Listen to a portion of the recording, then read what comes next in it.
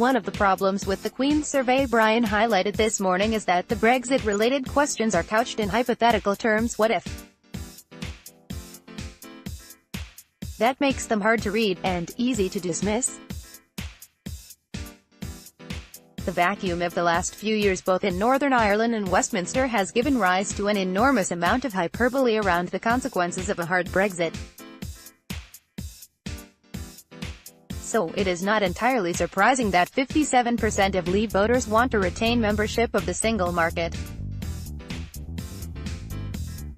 Despite the loud gutturings of some Brexiteers, that's not a question any of them were asked in the.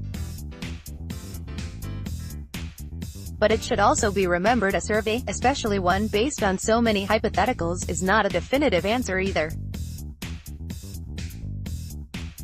But it indicates there's only an appetite for the least radical form of settlement. The same goes for the figures on the border poll question, but for an issue that has had so much attention, including here on Slugger, recently, the figures don't match some of the recent overheated commentary. The timing was awkward for Sinn Féin, in London today bigging up the fears of the PM that she might not win a border poll, when in fact the needle sticks at half all Catholics wanting one in the event of a hard Brexit.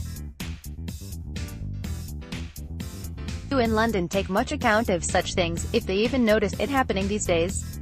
As with Brexit, these secondary readings won't have the final say. As Brian hints in his title this morning, outcomes will matter. For now the initiative is in the DUP and the Conservative leader. As for the rest of us, what's the outworking?